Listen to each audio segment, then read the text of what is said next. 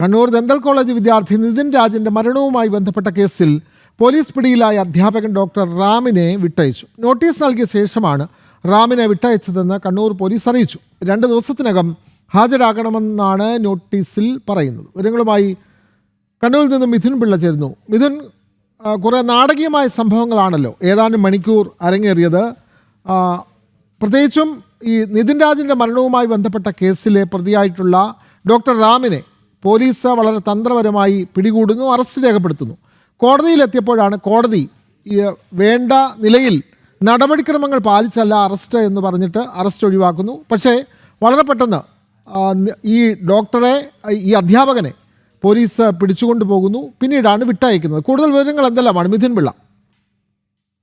വിനോദ്, വളരെ നാടകീയമായ സംഭവങ്ങൾ തന്നെയാണ് തലശ്ശേരിയിലെ കോടതിയിൽ നടന്നത്. അതായത് ഇന്ന് രാവിലെ അറസ്റ്റിലായ അധ്യാപകൻ ഡോക്ടർ റാമിനെ കോടതിയിൽ ഹാജരാക്കുന്നു.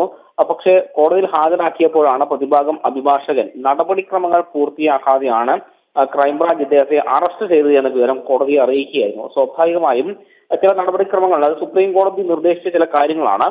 ഒരാളെ അറസ്റ്റ് ചെയ്യുമ്പോൾ എന്തിനാണ് അയാളെ അറസ്റ്റ് ചെയ്യുന്നത് എന്ന സംഭവം അയാളെ തന്നെ ബോധ്യപ്പെടുത്തുക എന്നൊരു അന്വേഷണ സംഘത്തെ സംബന്ധിച്ചിട്ടുണ്ട്. അതൊന്നും പാലിക്കാതെയാണ് ഇത്തരമൊരു പ്രവൃത്തി പോലീസിന്റെ ഭാഗത്തുണ്ടായത്. തുടർന്ന് അദ്ദേഹത്തിന്റെ അറസ്റ്റ് റദ്ദാക്കുകയും കോടതി അദ്ദേഹത്തെ വിട്ടയക്കുകയും ചെയ്തു. തൊട്ടു പിന്നാലെ കോടതി വളപ്പിൽ നിന്ന് പുറത്തിറങ്ങിയ ഉടനെ വീണ്ടും പോലീസ് പിടികൂടുകയായിരുന്നു.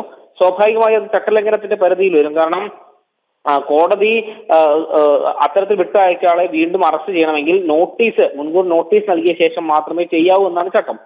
അവിടെ നിന്ന് പിടിച്ചുകൊണ്ടുപോയി ഈ ഡോക്ടർ റാമിനെ അവിടെ നിന്ന് പിടിച്ചുകൊണ്ട് പോവുകയും ചെയ്തു.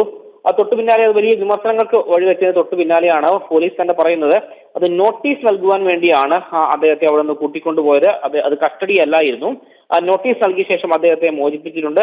2 ദിവസത്തിനുള്ളിൽ ഈ അന്വേഷണ സംഘത്തിന് മുൻപാകെ അദ്ദേഹം ഹാജരായാൽ മതി എന്ന ഒരു നിലപാടാണ് നിലവിൽ ക്രൈംബ്രാഞ്ച് എടുത്തിരിക്കുന്നത്. വിനോദ്, അപ്പോൾ 2 ദിവസത്തിന് ശേഷം ഈ അധ്യാപകൻ പോലീസിൽ ഹാജരാകാൻ തന്നെ ആയിരിക്കുമല്ലോ തീരുമാനം. മിഥുൻ പിള്ള, അത്തരം കാര്യങ്ങൾ ലഭിക്കുന്നുണ്ടോ? തീർച്ചയായും 2 ദിവസത്തിനുള്ളിൽ തന്നെ ഈ കേസുമായി ബന്ധപ്പെട്ട് അന്വേഷണ സംഘത്തിന് മുൻപാകെ ഹാജരാകുമെന്ന് തന്നെയാണ് മനസ്സിലാക്കാൻ വേണ്ടി സാധിക്കുന്നത്. അത് അധികം വൈകില്ല എന്ന് തന്നെയാണ് നിലവിലെ സാഹചര്യത്തിൽ മനസ്സിലാക്കാൻ വേണ്ടി സാധിക്കുന്നത്.